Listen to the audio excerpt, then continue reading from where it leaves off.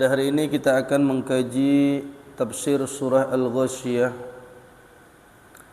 Surah ini diturunkan Makkiyah di kota Mekah dan ayatnya berjumlah 26 ayat. Bismillahirrahmanirrahim. Hal ataka hadithul ghasyiyah? Apakah telah datang kepada engkau cerita mengenai akhirat? Akhirat kadang-kadang disebut dengan sa'ah, dengan al-qari'ah. Di sini disebut dengan ghasyiyah. Ghasyiyah ini maknanya bisa jadi adalah sesuatu yang menutupi ain, menutupi mata, menyelubungi mata seseorang. Karena apa? Karena dahsyatnya keadaan pada hari kiamat, dahsyatnya yang akan terjadi pada hari itu, sehingga orang-orang merasa akan ketakutan. Qulubu yawma idzi wajifa absaruha khashi'ah. Hati-hati orang ketika itu yang tidak beriman itu merasa takut. Pandangan mereka akan tertunduk. Dalam surah lain di dalam Al-Quran, wa asarun nadamata lamma ra'awul azab. Ada orang-orang yang mereka menyembunyikan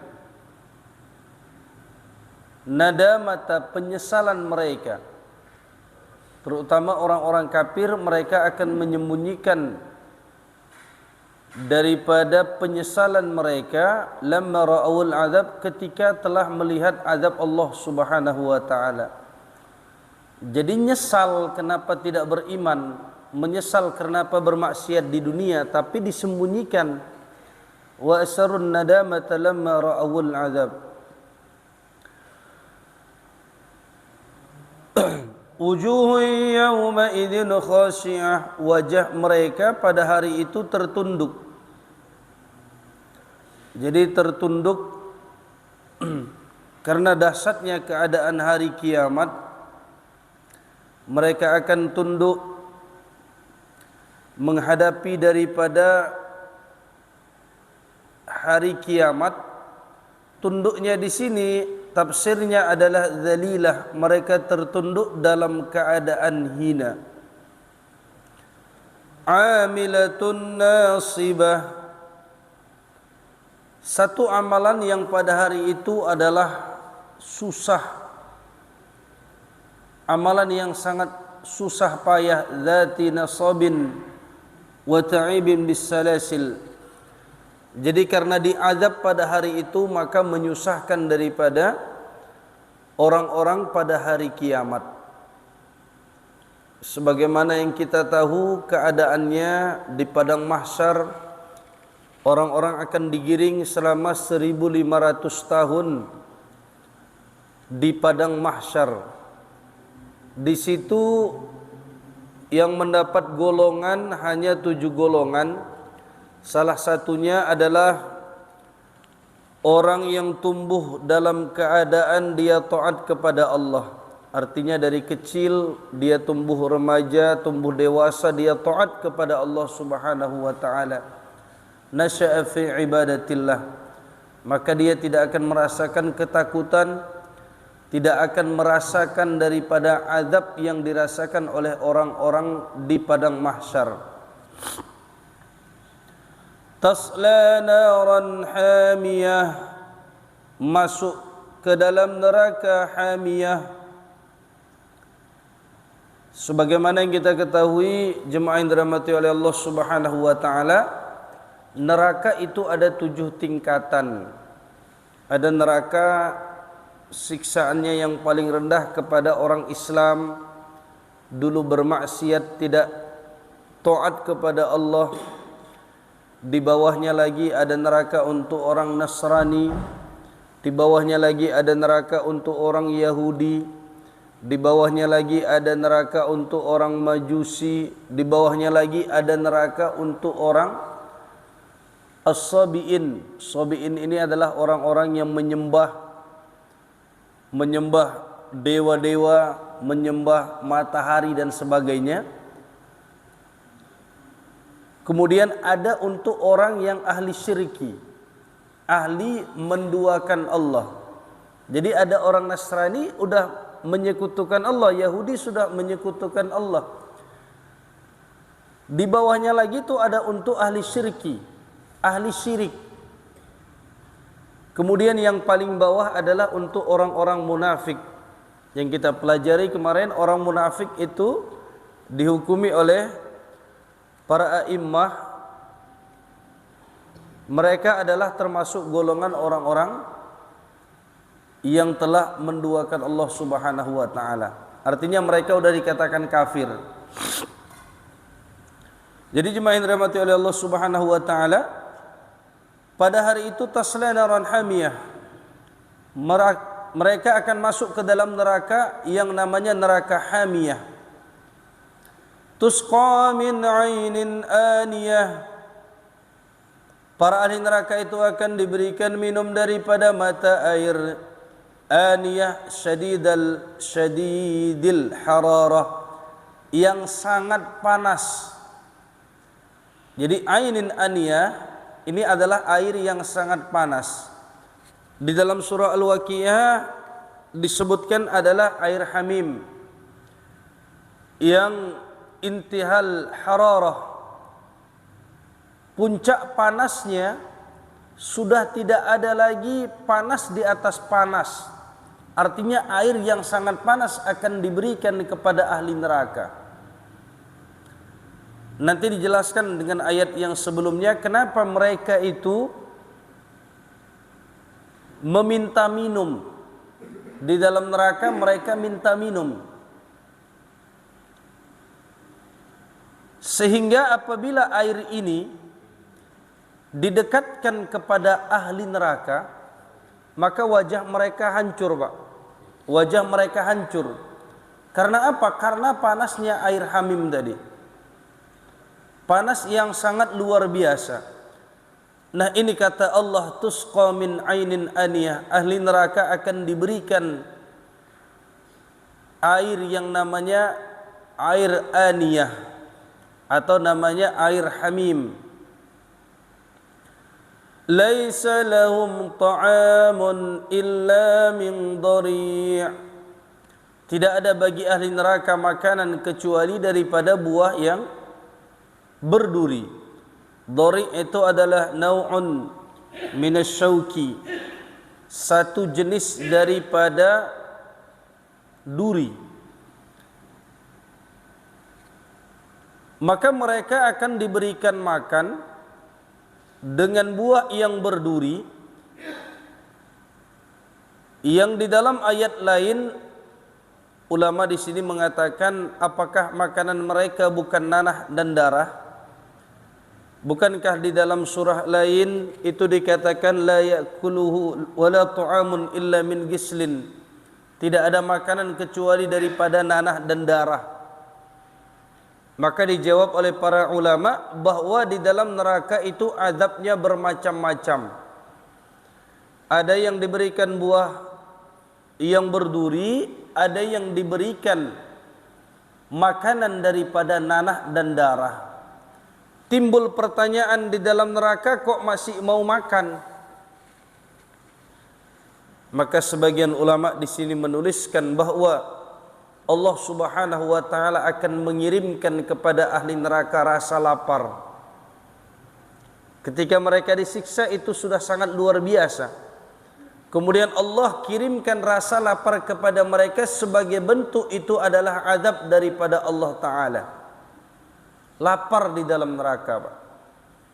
Maka diberikanlah yang namanya buah zakum, namanya buah dhari'. Kenapa mereka minum? Karena ketika mereka memakan buah yang berduri tadi, mereka akan keselak. Buah itu tidak bisa masuk ke dalam perut mereka, sangkut-sangkut buahnya.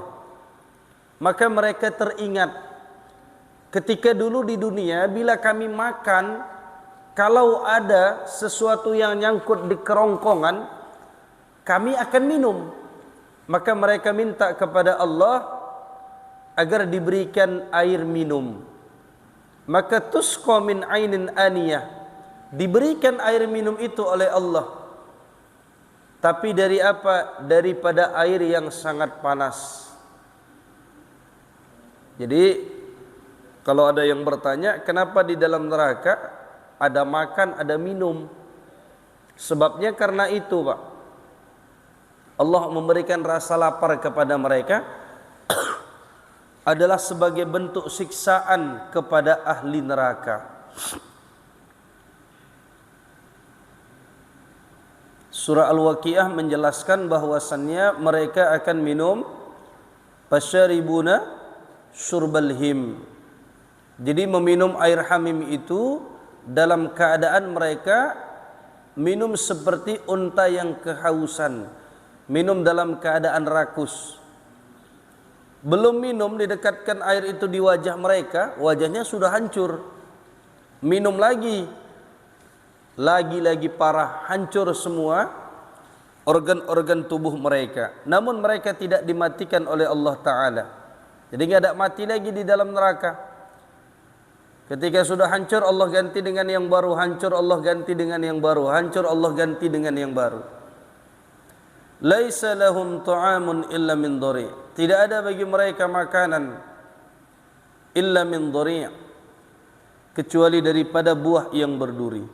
Yang makanan itu la yusmini wa la yughni min ju', tidak membuat mereka gemuk, dan makanan itu tidak menghilangkan rasa lapar di dalam diri mereka.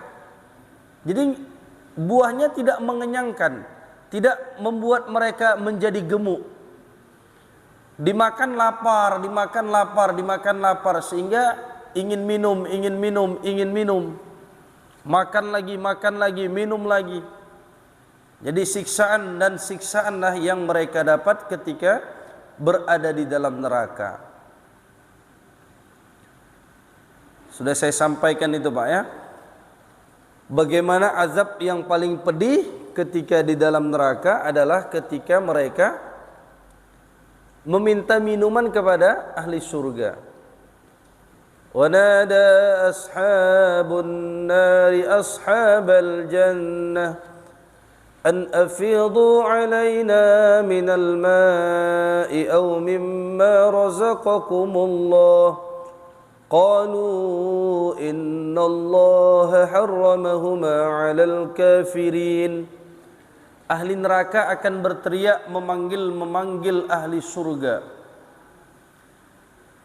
Mereka katakan, hendaklah kalian tuangkan kepada kami daripada air yang ada di dalam surga, ataupun rezeki yang Allah berikan kepada kalian. Maka ahli surga menjawab, qalu innallaha harramahuma 'alal kafirin. Sesungguhnya Allah Ta'ala mengharamkan keduanya bagi orang-orang yang ingkar kafir kepada Allah Subhanahu wa Ta'ala. Karena air ini sangat panas, jadi mereka berteriak minta dengan ahli surga. Allahumma salli ala sayyidina Muhammad.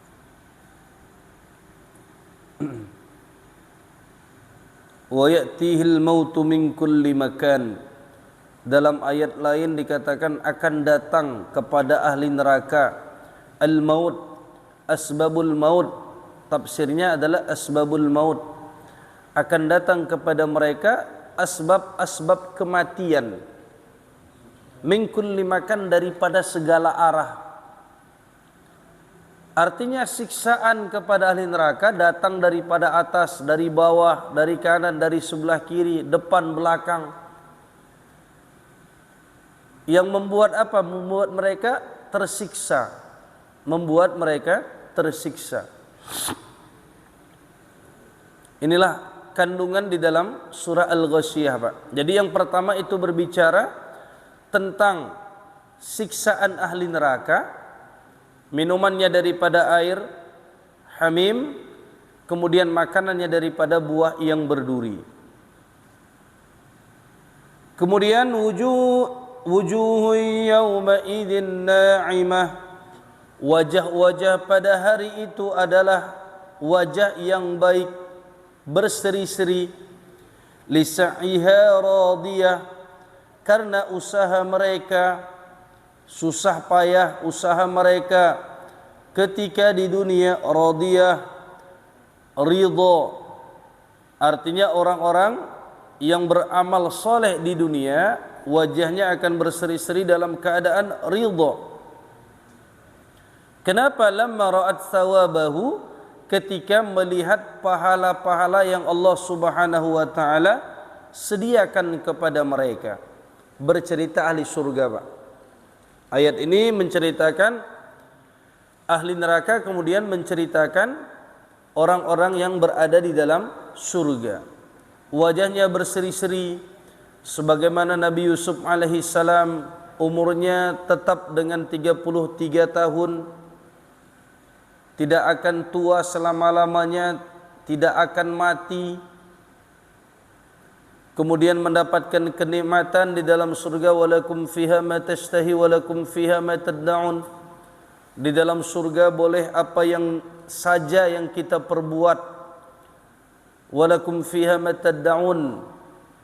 Dan apa yang sudah disediakan itu boleh dinikmati di dalam surga. Sekecil-kecilnya iman pada hari itu akan diganjar oleh Allah Ta'ala dengan surga yang luasnya 10 kali dunia ini. 10 kali dunia. Nah, ini di dalam ayat ini nanti dikatakan bahwa fi jannatin aliyah, surga itu bertingkat-tingkat. Dia bertingkat-tingkat, Pak. Tergantung amalan seseorang. Tingkat yang satu dengan tingkat berikutnya. Jadi tingkat yang paling bawah adalah surga untuk penduduk alumni neraka. Itu dimasukkan surga paling bawah. Ada lagi di atasnya, di atasnya, di atasnya. Nah, jarak di antara surga yang satu dengan surga yang di atasnya itu ma bainas sama'i wal ardh. Antara langit dan bumi jaraknya, jauhnya, Pak. Jadi surga yang di bawahnya di bumi, surga yang berikutnya di atas langit. Begitu juga dengan surga yang lagi di atasnya. Jadi ada perbedaan-perbedaan yang Allah berikan sesuai dengan amal masing-masing ketika di dunia. Apakah ada rasa cemburu ketika itu? Loh, dia enak kali. Kok dia surganya lebih di atas aku, padahal amalku dulu di dunia lebih banyak. Wa naza'na ma fi sudurihim min ghillin, kami hilangkan, kata Allah, di dalam diri mereka, dada-dada mereka, min ghillin, daripada kedengkian. Jadi udah enggak ada dengki, Pak.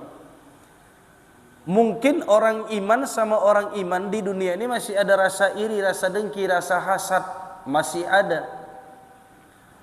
Tengok tetangga agak naik sedikit, maka timbullah rasa iri, rasa dengki. Sama-sama orang iman, sama-sama orang Islam. Tapi di dalam surga melihat nikmat seseorang yang lebih daripadanya, maka tidak ada lagi kedengkian dan rasa iri kepada satu sama lain. Fi jannatin 'aliyah, di dalam surga yang tinggi, hissan wa ma'nan. Jadi memang betul-betul surga yang tinggi, surga yang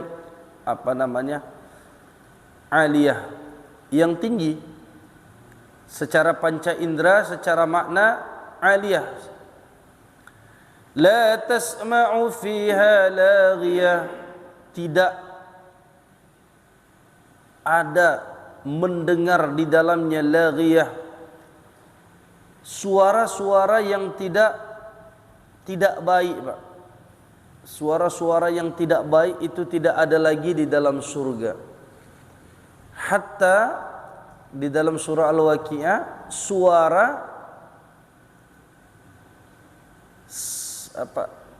hentakan jalannya daripada seorang bidadari itu juga nikmat. Suara hentakan jalannya bidadari itu juga nikmat untuk didengarkan. Jadi tidak ada suara itu caci maki, kemudian begaduh di dalam surga itu udah nggak ada lagi. La tasma'u fiha laghiyah, tempat yang sangat menyenangkan di dalamnya. Fiha 'ainun jariyah, di dalamnya Allah Ta'ala di dalamnya Allah Ta'ala menyediakan 'ainun jariyah, mata air yang mengalir. Jadi mata air yang sudah kita maklum ini adalah sungai madu, sungai susu, kemudian arak, khamar juga ada di dalam surga. Fiha sururun marfu'ah, dan di dalamnya ada dipan-dipan yang ditinggikan. Ini gambaran bagaimana di dalam surga, Pak. Di dalamnya ada mata air, kemudian di dalamnya ada dipan-dipan yang Allah Subhanahu wa taala sediakan untuk ahli surga. Memang sudah disediakan sebagaimana kita mau masuk ke dalam hotel, Pak. Itu sudah disediakan semuanya. Nah, begitulah di dalam surga. Kata Allah, fiha sururun marfu'ah, di dalamnya ada dipan-dipan yang ditinggikan. Wa akwabun mawdu'ah, dan juga di dalamnya disediakan ada cawan-cawan. Ada cangkir-cangkir mawdu'ah yang disediakan, ma'iddah li syurbihim, disediakan untuk minumnya ahli surga. Jadi sudah tidak ada lagi toko-toko penjual alat makan, penjual alat tidur, enggak ada. Semuanya sudah disediakan oleh Allah Subhanahu wa taala.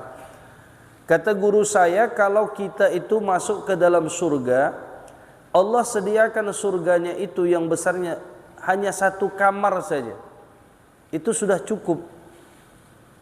Yang penting selamat daripada azab, berjumpa dengan Allah Subhanahu wa taala. Andai kata surga itu disediakan satu kamar, Pak, mungkin 5 kali 2 kali 3 atau 5 kali 5, itu sudah cukup bagi ahli surga. Yang penting selamat daripada azab, berjumpa dengan Allah. Karena nikmat yang hakiki, paling nikmat nanti di surga adalah orang itu berjumpa dengan Allah Subhanahu wa taala. Nah, tapi karena Allah Ta'ala Maha Agung, azab Allah Ta'ala itu Maha Agung, kasih sayang Allah Ta'ala itu Maha Agung, ampunan Allah Ta'ala itu Maha Agung, maka orang-orang beriman Allah balas dengan balasan yang sangat agung juga. Balasan yang sangat besar, fauzan azima, kemenangan yang besar, itu surga. Jadi kalau kita diberikan nikmat ya satu kamar aja dah cukup, Pak. Tapi untuk memuliakan orang-orang beriman, menghargai daripada perjuangan orang-orang beriman, maka Allah Ta'ala memberikan balasan yang sangat luar biasa. Maka itu kan nanti di dalam surah apa, Pak? Dalam surah Asy-Syarh, Al-Insyirah atau Asy-Syarh Alam Nasrah Laka Sadrak itu, Pak. Fa inna ma'al usri yusra, inna ma'al usri yusra. Fa inna ma'al usri, maka sesungguhnya bersama kesusahan, yusra, ada kemudahan. Allah ulang lagi, inna ma'al usri yusra, sesungguhnya bersama kesusahan ada kemudahan. Kata para alim ulama, di sini Allah Ta'ala mengulangi lafaz usra dengan 2 kali. Dan usra di situ ada alif lam. Istilahnya dalam nahwunya ma'rifat. Maka kata orang Arab, bila ada kalimat yang dia ma'rifat kemudian dia diulangi, maka kesusahan yang pertama ataupun kesusahan yang kedua itu adalah kesusahan yang pertama. Kesusahan yang kedua adalah kesusahan yang pertama. Jadi cuma satu kesusahan. Bila mana yusra itu isim nakirah, enggak ada alif lamnya. ada lafaz nakirah yang tidak pakai alif lam diulangi 2 kali, fa inna ma'al usri yusra, inna ma'al usri yusra, maka kemudahan yang kedua itu bukanlah kemudahan yang pertama. Ini adalah berbeda. Yang kedua bukan yang pertama, berbeda. Jadi kemudahan, kegembiraan, banyak tuh makna yusra tuh. Maka para ulama mengatakan, 1 kali saja orang beriman itu dia susah di dunia. Susah apa, Pak? Susah dia untuk menjalankan taat kepada Allah. Susah dia untuk meninggalkan sesuatu yang dilarang oleh Allah Subhanahu wa taala. Capek enggak kita nih, Pak? Kita subuh-subuh, Pak, diperintah untuk sholat, Pak. Bangun pagi-pagi. Untuk apa? Taat kepada Allah. Tapi semua itu dijawab dengan yusra itu tadi, Pak. Akan ada kemudahan. Jadi orang-orang yang taat kepada Allah itu sudah mendapat kemudahan di dunia. Hidupnya Allah jadikan tenang, hatinya tenang. Kemudian masalah-masalahnya mungkin enggak banyak. Banyak lagi kemudahan-kemudahan yang Allah berikan. Kalau orang itu taat kepada Allah, rezekinya akan barokah karena sholatnya dijaga. Kemudian Allah berikan teman-teman yang soleh, orang-orang baik.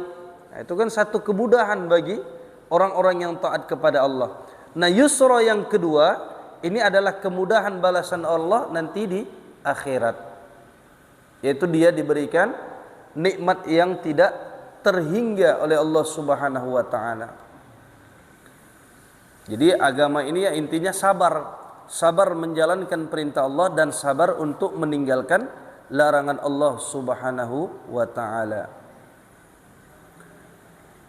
Fiha 'ainun jariyah, fiha sururun marfu'ah wa akwabun mawdu'ah wa namariqu masfufah.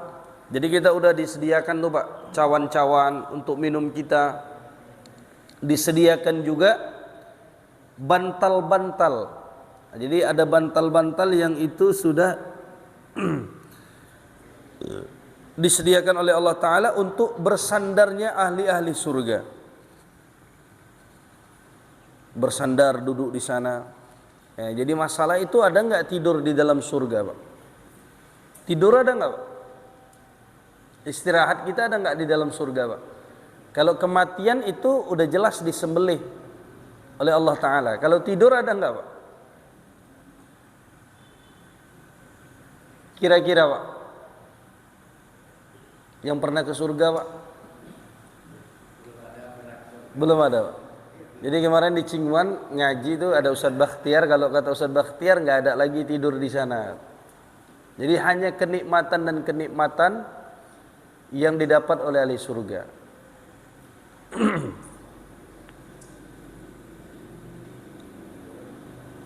Jadi kematian udah jelas tidak ada. Kalau tidur, sebagian mengatakan termasuk Ustadz Bakhtiar udah nggak ada lagi tidur. Jadi melek aja di sana, Pak. Bantal-bantal disediakan apa? Untuk disandarkan ahli surga. Jadi bantal-bantal untuk disandarkan. Ya memang benar tuh, Pak, kalau sesuai ayat ini kata Ustadz Bakhtiar itu betul. Di sini nggak disebutkan bantal itu untuk tidurnya ahli surga, nggak disebutkan. Tapi bantal itu fungsinya adalah wa namariqu masfufah, bantal-bantal yang disandarkan untuk duduk bersandarnya ahli surga.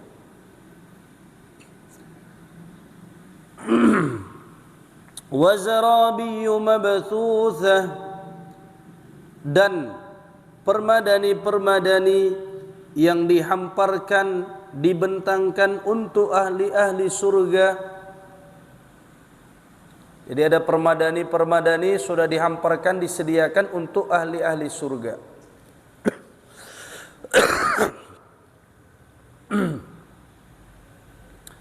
Afala yanzuruna ilal ibili kaifa khuliqat. Ini nasihat untuk orang-orang kafir agar mereka mau beriman.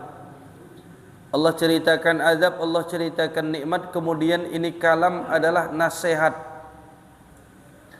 Kata Allah Ta'ala, apakah tidak melihat bagaimana orang-orang kafir Mekah, ilal ibili kaifa khuliqat, bagaimana kepada unta, bagaimana unta itu diciptakan.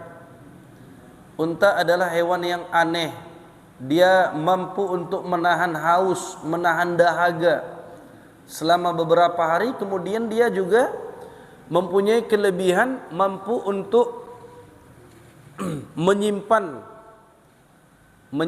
air di dalam tubuhnya untuk perjalanan-perjalanan jauh, sehingga dia tidak merasa haus. Maka Allah Ta'ala katakan kepada orang-orang kafir Mekah, tidakkah mereka melihat bagaimana unta itu diciptakan? Wa ila sama'i kaifa rufi'at, tidakkah mereka melihat bagaimana langit itu diangkat? Bi ghairi amadin tarawnaha, dengan tanpa tiang yang kalian lihat, kemudian langit itu menjadi tegak berdiri di atas. Tidak ada tiang. Apakah itu tidak dilihat oleh orang-orang kafir? Wa ilal ardi kaifa sutihat, apakah wa ilal jibali kaifa nusibat, apakah mereka tidak melihat bagaimana gunung itu ditinggikan oleh Allah Ta'ala? Gunung itu enggak ada pondasinya, Pak. Enggak pakai besi, enggak ada pondasi, kemudian dia bisa tegak tinggi. Wa ilal ardi kaifa sutiyat, dan bagaimana bumi itu dibentangkan oleh Allah Subhanahu wa Ta'ala. Jadi kata para ulama di sini, itu bayangkanlah kalau orang kafir itu dia berada di padang pasir.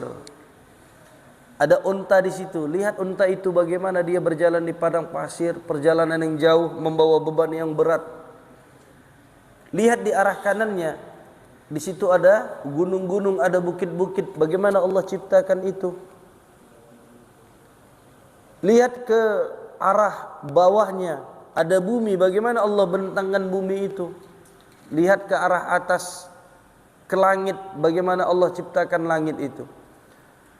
Ini adalah pertanyaan kepada orang-orang kafir, sekaligus adalah nasihat untuk mereka. Kenapa mereka tidak mau beriman? Kalau melihat itu saja, itu udah ada tanda-tanda keagungan kebesaran Allah Subhanahu wa Ta'ala.